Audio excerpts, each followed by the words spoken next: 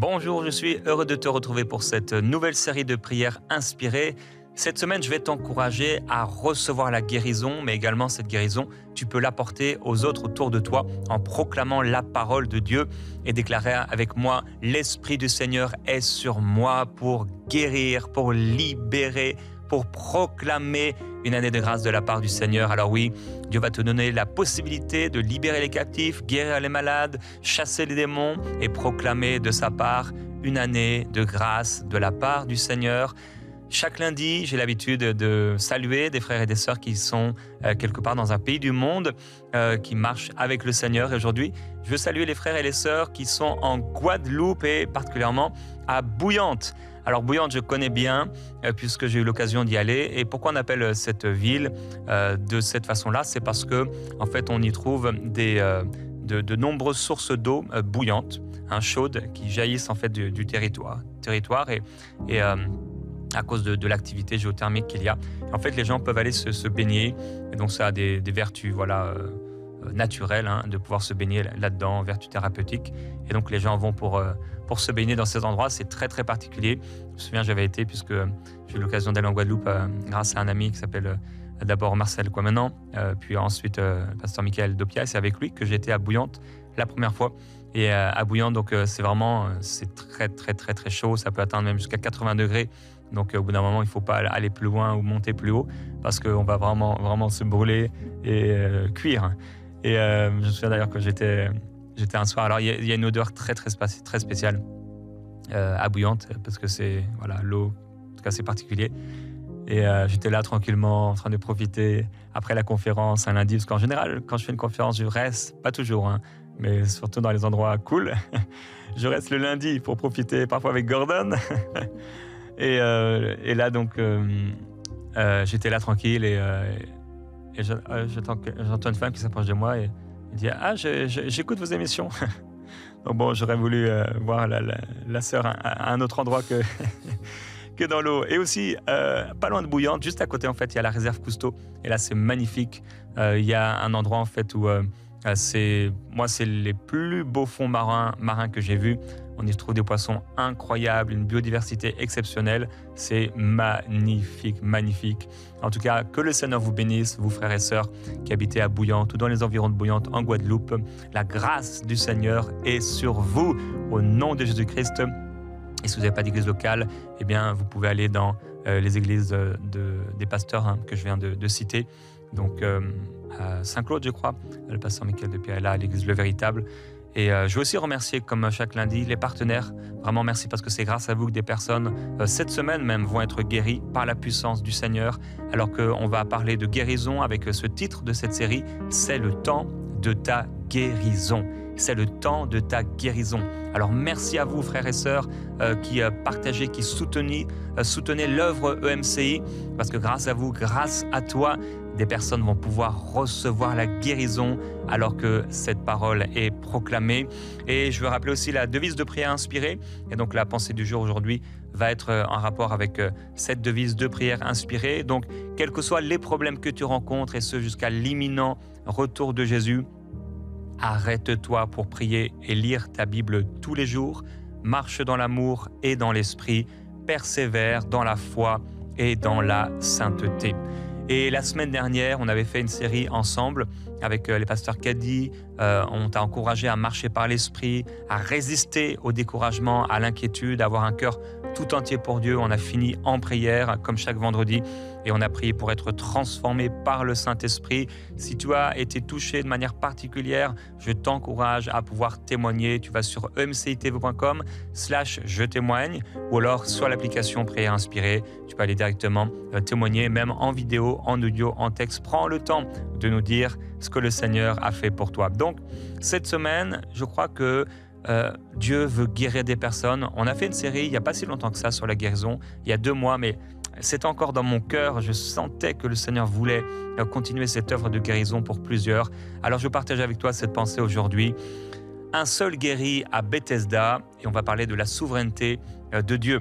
Et on va lire un passage dans Jean chapitre 5, versets 2 et 3 et versets 5 à 9 avec Marie. Or, à Jérusalem, près de la porte des brebis, il y a une piscine qui s'appelle en hébreu Bethesda et qui a 5 portiques. Sous ces portiques étaient couchés un grand nombre des malades, des aveugles, des boiteux, des paralytiques. Là se trouvait un homme malade depuis 38 ans. Jésus, l'ayant vu couché et sachant qu'il était malade depuis longtemps, lui dit « Veux-tu être guéri ?» Le malade lui répondit « Seigneur, je n'ai personne pour me jeter dans la piscine quand l'eau est agitée, et pendant que j'y vais, un autre descend avant moi. »« Lève-toi, lui dit Jésus, prends ton lit et marche. » Aussitôt cet homme fut guéri, il prit son lit et marcha. Amen. Amen, merci Marie. Alors voilà un homme donc, et cette histoire donc, par rapport à la devise de l'émission qui nous rappelle qu'il nous faut persévérer dans la foi, je voudrais t'encourager à persévérer dans la foi. Peut-être tu as suivi les émissions il y a 2 mois. D'ailleurs, on a parlé de cette histoire avec cet homme paralytique. Et peut-être que toi, tu n'as pas vu vraiment une amélioration. Persévère dans la foi, car le Seigneur est en train d'agir et le Seigneur va se manifester. Alors ici, j'aime ce passage en particulier parce qu'il nous montre un des aspects de la guérison par rapport à la souveraineté de Dieu. Ici à Bethesda, alors que pendant cette émission aujourd'hui, le titre c'est « Jésus ne guérit pas tous les malades », on va parler dans l'encouragement du jour. Jésus ne guérit pas tous les malades. Il a été envoyé ici, il a été à Jérusalem et il se retrouve donc à Bethesda, la piscine de Bethesda, et il ne guérit pas tous les malades. Il est écrit en grand nombre des malades, des aveugles, des boiteux, des paralytiques. Peut-être est-ce qu'on peut afficher à nouveau Jean chapitre 5 verset 3, que tu puisses le lire avec moi. Donc sous ces portiques étaient couchés en grand nombre des malades, des aveugles, des boiteux, des paralytiques. Donc, en grand nombre, il y avait beaucoup de personnes qui étaient là et beaucoup de personnes qui étaient malades, mais au verset 5, là se trouvait un homme malade depuis 38 ans. Un seul homme. Et donc, le Seigneur Jésus a été vers lui pour le guérir. J'aimerais rappeler ce que c'est la souveraineté de Dieu. La souveraineté de Dieu n'est pas pour ce que Dieu ne fait pas, mais la souveraineté de Dieu est là pour ce que Dieu fait. La souveraineté de Dieu, c'est le Seigneur Jésus qui va, par exemple, vers cet homme pour le guérir. La souveraineté de Dieu, ce n'est pas pour Dieu ne fait pas. Beaucoup pensent que Dieu est souverain, alors il ne te guérit pas. Ce n'est pas ça la souveraineté de Dieu. Dieu est souverain, alors il t'a guéri. Alors peut-être même que tu ne lui as rien demandé, comme cet homme d'ailleurs. Donc la souveraineté de Dieu, c'est toujours en rapport avec la parole de Dieu. C'est toujours en accord avec les principes de Dieu. Dieu guérit et il veut toujours guérir. Alors on ne peut pas utiliser la souveraineté de Dieu pour parler des choses que Dieu ne fait pas. La souveraineté de Dieu est là pour parler des actions de Dieu dans ta vie.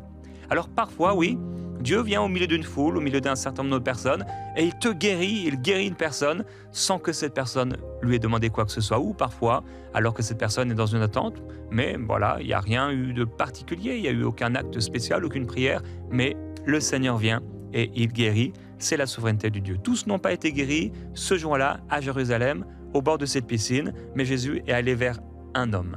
Bethesda veut dire maison de la miséricorde. Jésus a fait miséricorde à un homme et Dieu fait miséricorde à qui il veut. Cela ne va pas au contraire des principes de foi, puisque si tu t'approches avec foi du Seigneur Jésus-Christ, il te guérira. On verra demain, alors on en parlera à ce sujet. Donc, pour terminer cette pensée du jour, on se retrouve à Bethesda, la maison de miséricorde, et la souveraineté du Seigneur Jésus-Christ s'accomplit dans un acte de guérison envers un homme. Parfois, Dieu vient vers une personne pour la guérir sans qu'elle n'ait rien demandé. Et je crois encore aujourd'hui que la souveraineté de Dieu peut se manifester dans ta vie pour faire le bien. Comme je l'ai dit, la souveraineté de Dieu n'est pas concernant les choses que Dieu ne fait pas, mais concernant les choses que Dieu fait dans ta vie. Et après ce chant, on va aller dans l'encouragement du jour.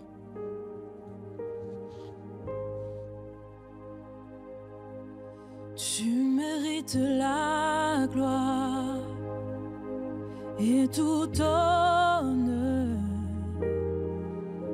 J'élève mes mains pour t'adorer et je bénis ton saint nom. Tu mérites la gloire et tout honneur.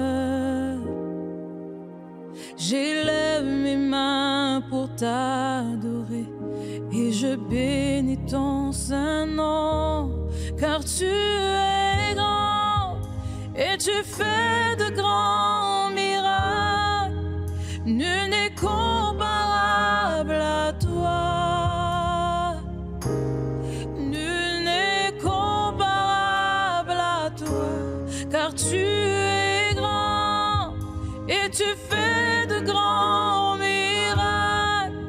Nul n'est comparable à toi. Nul n'est comparable à toi. Alléluia. Le Seigneur fait des miracles et il est prêt à le faire dans ta vie, dans le nom glorieux de Jésus-Christ. Alors, on a pris un peu plus de temps aujourd'hui dans la pensée, dans l'introduction. Je vais directement aller dans l'encouragement. Donc, dans Marc au chapitre 6, au verset 1 à 5, on va lire cet épisode de la vie du Seigneur. Jésus partit de là et se rendit dans sa patrie. Ses disciples le suivirent. Quand le sabbat fut venu, il se mit à enseigner dans la synagogue. Beaucoup de gens qui l'entendirent étaient étonnés et disaient « D'où lui viennent ces choses? Quelle est cette sagesse qui lui a été donnée? Et comment de tels miracles se font-ils par ses mains? N'est-ce pas le charpentier, le fils de Marie, le frère de Jacques, de Joseph, de Jude et de Simon? Et ses sœurs ne sont-elles pas parmi nous? » Et il était pour eux une occasion de chute. Mais Jésus leur dit, « Un prophète n'est méprisé que dans sa patrie, parmi ses parents et dans sa maison. » Il ne put faire là aucun miracle, si ce n'est qu'il imposait les mains à quelques malades et les guérit. Amen. Et verset 6, ils s'étonnaient de leur incrédulité. Marie, ta coupe de cheveux est géniale. Merci. Je me disais ça pendant que tu lisais. Alléluia. Alors, voilà le Seigneur qui va ici dans un autre endroit, c'est pas Bethesda. Il va dans sa patrie avec quelques disciples et on connaît ce passage, hein, c'est vraiment le seul passage dans les évangiles où on voit qu'apparemment Jésus n'a pas fait ce qu'il aurait aimé faire au niveau de la guérison et du miraculeux. Et ça nous est bien expliqué, en tout cas il y a bien le contexte qui nous est dressé dans ce passage biblique pour qu'on comprenne pourquoi. Pourquoi Jésus ne put faire aucun miracle, si ce n'est qu'il imposa les mains à quelques malades. Et les quelques malades à qui il a imposé les mains ont été guéris. Ça veut dire qu'il n'a pas imposé les mains à tous les malades, mais il a imposé les mains à quelques malades seulement. Alors certainement que ce jour-là, le Seigneur Jésus-Christ s'est adressé à quelques malades qui avaient la foi pour être guéris, puisqu'il dit « il s'étonnait de leur incrédulité ». Il n'a pas été vers ceux qui étaient incrédules, il a été vers ceux qui croyaient. Et là, il y avait quelques malades, quelques personnes qui croyaient qu'il était capable de le faire, puisque tous les autres, en fait, ne voyaient Jésus qu'à travers son humanité, puisqu'il avait grandi au milieu d'eux et il connaissait Marie, etc. Et donc, la famille de Jésus-Christ, et donc ils n'ont vu que Jésus l'humain, mais ils n'ont pas vu le Jésus divin, le Seigneur qui peut tout faire. Et c'est la raison pour laquelle le Seigneur n'a pas pu guérir tous les malades, mais qu'il a imposé les mains à quelques malades. Donc, les malades sur qui il a imposé les mains ont été guéris. Il n'y a pas un malade et qui aurait imposé les mains qui n'aurait pas été guéri. Il a imposé les mains en voyant que ces personnes avaient la foi et il les a guéris. À l'époque du Seigneur, tous les malades de la terre n'ont pas été guéris. C'est vrai. C'est pour ça qu'on peut dire que Jésus ne guérit pas tous les malades. Et Jésus n'a pas guéri tous les malades. En réalité, il a guéri les malades qui venaient à lui et les malades qui venaient à lui avec foi. Demain, nous en parlerons. À moins d'un acte souverain de miséricorde, comme on l'a vu avec le paralytique, il fallait venir à lui. Et il fallait venir à lui avec la foi ou que quelqu'un prie en faveur d'une personne. Donc que quelqu'un demande au Seigneur en faveur d'un autre la guérison. Dans Matthieu chapitre 8, verset 13, il est écrit, je ne sais pas si je t'ai donné ce verset, Marie. Oui. Tu peux le lire, merci. Puis Jésus dit au centenier, « Va, qu'il te soit fait selon ta foi. » Et à l'heure même, le serviteur fut guéri. Voilà, donc quelqu'un qui vient vers Jésus-Christ, mais au nom de quelqu'un d'autre. Et il a la foi.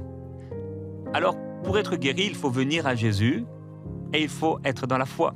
Que ce soit pour soi-même ou que ce soit pour quelqu'un d'autre. On doit venir à lui. Dans Luc au chapitre 4, alors on va lire un passage peut-être résumer un peu, mais le Seigneur Jésus-Christ va prendre le rouleau du livre et donc tout le monde a les regards fixés sur lui. Donc c'est au départ de son ministère. Il prend le rouleau, il dit que voilà, cette parole est accomplie aujourd'hui. Ils sont étonnés et de la même façon, ils vont dire, mais n'est-ce pas le fils de Joseph? Et au verset 23, on peut lire avec toi, Marie, jusqu'au verset 30. Jésus leur dit, « Sans doute vous m'appliquerez ce proverbe. Médecin, guéris-toi toi-même. Et vous me direz, fais ici, dans ta patrie, tout ce que nous avons appris que tu as fait à Capernaum. Mais, ajouta-t-il, je vous le dis en vérité, aucun prophète n'est bien reçu dans sa patrie. Je vous le dis en vérité, il y avait plusieurs veuves en Israël du temps d'Élie, lorsque le ciel fut fermé 3 ans et 6 mois, et qu'il y eut une grande famine sur toute la terre. Et cependant, Élie ne fut envoyé vers aucune d'elles, si ce n'est vers une femme veuve à Sarepta, dans le pays de Sidon.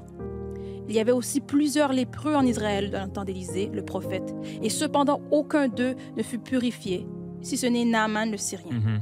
Ils furent tous remplis de colère dans la synagogue lorsqu'ils entendirent ces choses.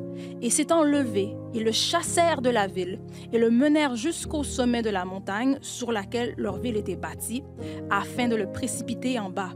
Mais Jésus, passant au milieu d'eux, s'en alla. Amen.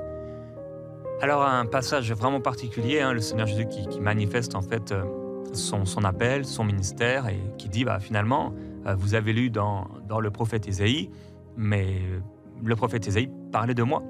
Et me voici, je suis là, au milieu de vous. Et puisqu'il ne le considère pas et qu'il ne le regarde jusque-là que comme un fils d'homme, un homme, un être humain comme tous les autres, eh bien, il n'accepte pas son message, il ne supporte pas son message. Et Jésus va même prophétiser à propos d'eux que ce seront ces mêmes personnes qui seront à la croix et qui diront « Médecin, guéris-toi toi-même, si tu es fils de Dieu, descends de cette croix ». Ces personnes étaient incrédules, cette personne avait le cœur mauvais, cette personne avait donc un mauvais cœur et c'est pourquoi ils ont voulu le tuer. Et ils ont voulu le jeter. Et donc, le Seigneur est en train de dire dans ce contexte que, à cause de leur incrédulité, ils ne peuvent pas recevoir son message. De la même manière qu'à l'époque, il leur rappelle, donc quand Élie a fermé le ciel, que Élie n'a été envoyé vers aucune des femmes qui étaient là parmi Israël, mais vers une femme qui se retrouvait à Sarepta dans le pays de Sidon, un pays ennemi, un pays étranger. Alors, pourquoi parfois le Seigneur ne se manifeste pas au milieu de son peuple? Eh bien, si son peuple est incrédule, Dieu ne pourra pas se manifester. Mais s'il trouve quelqu'un qui ne fait pas partie de son peuple, mais qui a la foi, eh bien, il se manifeste. C'est parfois ce que nous voyons, et c'est le constat de plusieurs et même de beaucoup d'évangélistes, de réaliser que lorsqu'ils annoncent l'évangile à des incroyants, des foules d'incroyants, il se passe beaucoup de miracles. Parce que tout à coup, la foi se lève dans leur cœur pour la première fois et ils reçoivent le miraculeux. Et lorsqu'on est à l'Église depuis longtemps, parfois on a accepté des doctrines étrangères, des choses qui sont contraires à la parole et l'incrédulité commence à se former dans les cœurs. Alors le Seigneur agit avec difficulté dans les cœurs. Mais aujourd'hui, je crois que tu es dans une meilleure condition, une condition favorable pour le salut qui comprend la guérison. Et aujourd'hui, ce que le Saint-Esprit voulait nous partager, je crois qu'il est en train de nous dire que c'est vrai, parce que c'est la parole. Dans les évangiles, Jésus n'a pas guéri tous les malades. Parfois, il a agi, et on peut le voir avec cet homme paralytique, et on reviendra sur lui cette semaine, de manière souveraine, en manifestant son amour. La souveraineté du Seigneur est là pour le bien. Il fait le bien à qui il veut. 2. Si Dieu n'agissait pas de manière souveraine, il fallait venir vers lui. Si tu veux recevoir la guérison, il te faut aller à Jésus.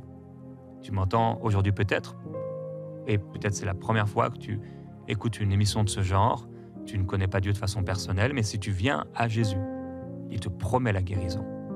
Par ses meurtrissures, par la croix, il t'a guéri. Alors il fallait venir à lui et il faut aujourd'hui encore venir à lui. Et troisièmement, venir avec foi. Donc, si Dieu n'agit pas de manière souveraine, il faut aller vers lui, vers Jésus, et aller avec la foi. Aujourd'hui, je vais prier afin que la puissance du Seigneur puisse se manifester dans ton cœur, mais aussi que le doute et l'incrédulité puissent disparaître de ton cœur s'il y a lieu. Tu sens dans ton cœur que voilà, c'est devenu difficile pour toi de croire que vraiment le Seigneur voulait te guérir parce que peut-être tu n'as pas bien compris la souveraineté de Dieu ou tu as eu de mauvaises expériences, des personnes autour de toi, des témoignages qui t'ont fait douter de la bonté de Dieu, de l'amour de Dieu, de la puissance de Dieu. Et aujourd'hui, le Seigneur te dit de venir à lui avec la foi. Avec la foi. Alors on va à nouveau déclarer ce chant que le Seigneur fait des miracles. Et pendant ce chant, je voudrais que tu puisses rentrer en toi-même et te dire, est-ce que je suis semblable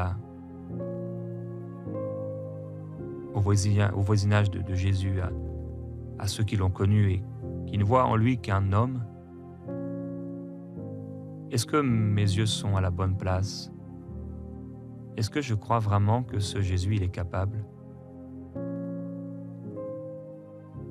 Ou est-ce que je mets les yeux sur moi? Seigneur, nous voulons regarder à toi. Tu es capable. Non seulement tu es capable, mais c'est ta volonté.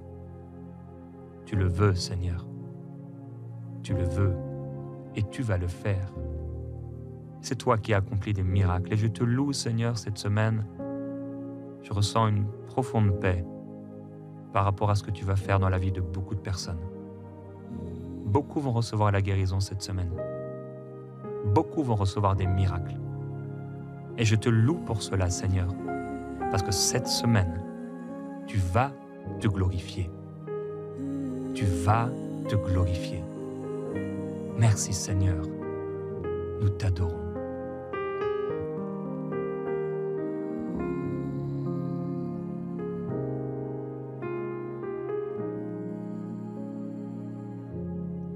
Tu mérites la gloire et tout honneur. J'élève mes mains pour t'adorer et je bénis ton saint nom. Tu mérites la gloire et tout honneur. J'élève mes mains pour t'adorer et je bénis ton saint nom. Oui, tu mérites la gloire et tout honneur. Oui, chante toi aussi. J'élève mes mains pour t'adorer et je bénis ton saint nom. Oui, tu mérites la gloire Et tout l'honneur. et tout l'honneur. J'élève mes mains pour t'adorer et je bénis ton saint nom, car tu es grand et tu fais de grands miracles. Grands miracles, de Nul grands n'est prodiges. comparable à toi. Nul n'est comparable à toi, Nul n'est comparable à toi. car tu es grand. Car tu es grand et tu fais de grands miracles. Nul n'est Nul n'est comparable. comparable à toi. Oui, Nul n'est comparable à toi. Car tu es grand. oui, déclare-le. Et tu fais de grands miracles. Approprie-toi la guérison. Nul n'est comparable à toi. Approche-toi de Jésus par ce chant. Nul n'est comparable à toi. Plus grand que Car les médecins. tu es grand. Plus grand que la Et science. tu fais de grands miracles. Plus grand que les Nul n'est médicaments. comparable à toi. Plus grand que les soins humains. Nul n'est comparable Alléluia. à Oui, toi. tu es grand. Car tu es grand et tu fais de grands miracles. Nul n'est comparable à toi.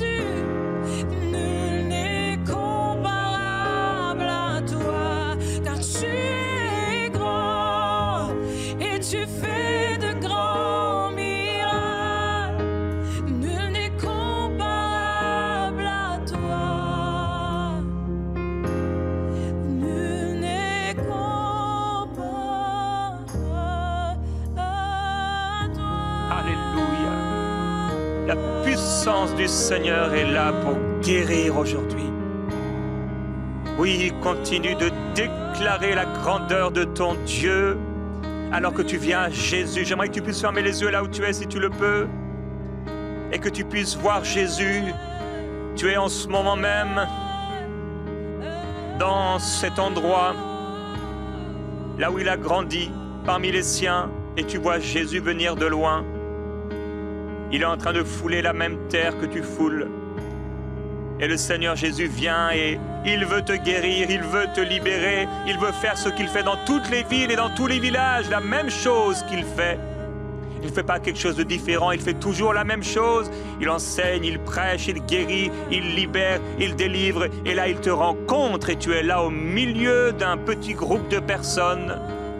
Et pendant qu'il y a de l'incrédulité, pendant qu'il y a des questionnements au sujet de qui il est, de ce qu'il est capable de faire, voilà que le regard du Seigneur se pointe sur toi. Et le Seigneur Jésus-Christ est ici maintenant, au lieu où tu te trouves, à l'endroit où tu te trouves, au moment où tu te trouves, et il veut et il cherche la foi. Jésus-Christ, je suis là, devant toi, avec foi, et je veux recevoir ta parole. Oui, je crois qu'Ésaïe a parlé à propos de toi. Je crois qu'Ésaïe a prophétisé à propos de toi. Je crois qu'Ésaïe n'a pas menti, mais qu'il était inspiré par l'Esprit lorsqu'il a parlé de ton sacrifice, lorsqu'il a parlé de cette bonne nouvelle, lorsqu'il a parlé de l'Esprit du Seigneur qui viendrait et qui se manifesterait pour guérir les aveugles, pour libérer les captifs, pour relâcher les prisonniers. Seigneur, je crois pour cette saison de grâce de la part du Seigneur et je crois que c'est pour moi parce que tu as été oint pour moi afin que je sois délivré, afin que je sois libéré, afin que je sois guéri dans mon corps. Je crois, Seigneur Jésus-Christ, que la grâce que tu manifestais dans les rues de Jérusalem, je crois que la grâce que tu manifestais dans toutes les villes et dans tous les villages, partout où tu allais, les gens étaient guéris, les gens étaient délivrés. Et Seigneur, ce que tu as fait autrefois, tu le fais encore aujourd'hui, parce que le temps des miracles n'est pas terminé, parce que le temps de la grâce n'est pas terminé. C'est encore le temps de la grâce, c'est encore le temps du miraculeux, c'est encore le temps où nous pouvons regarder à toi et être guéris, parce que tu as accompli de grandes choses en faveur de ton peuple. Et ce que tu annonçais aux gens de ton époque, lorsque tu annonçais la guérison, la délivrance, et que c'était le moment maintenant, une année nouvelle de grâce de la part du Seigneur. Nous sommes dans ces choses, je suis dans cette chose, je suis dans cette saison, je suis dans cette année de grâce, je suis dans cette année de faveur pour recevoir de ta part, Seigneur, la guérison. Alors me voilà, Jésus-Christ, en esprit avec toi dans ce lieu, à ce moment particulier où tu passes de village en village et de ville en ville avec toujours ce cœur pour guérir et pour libérer. Et Seigneur, me voici au milieu de cette foule, me voici au milieu de cette foule pour recevoir la guérison, pour recevoir la libération, pour recevoir la puissance de Dieu dans mon corps. Alors je veux faire comme cette femme qui perdait son sang. Si seulement je peux te toucher, si seulement la foi se lève dans mon cœur, Seigneur Jésus-Christ, je serai guéri. Alors je déclare que ce qu'Ésaïe a prophétisé, Seigneur, c'est pour moi, c'est pour moi, c'est pour moi. Je refuse d'être avec ces personnes qui ne croient pas en toi. Je refuse l'incrédulité, je rejette l'incrédulité, je résiste au doute au nom de Jésus-Christ et je déclare que oui, ton onction vient sur moi. Ton onction coule sur moi pour la guérison. Ton onction coule sur moi pour la santé divine. Et toi, mon frère, ma soeur, qui n'est peut-être pas malade, mais reçois au nom de Jésus la santé divine dans ton corps, un rafraîchissement pour tes os. Dans le nom glorieux de Jésus-Christ, sois libéré, sois guéri par la puissance de Jésus-Christ. Alors qu'on va se retrouver demain, l'onction de Jésus va continuer à couler dans ta vie pour sa gloire. Alléluia.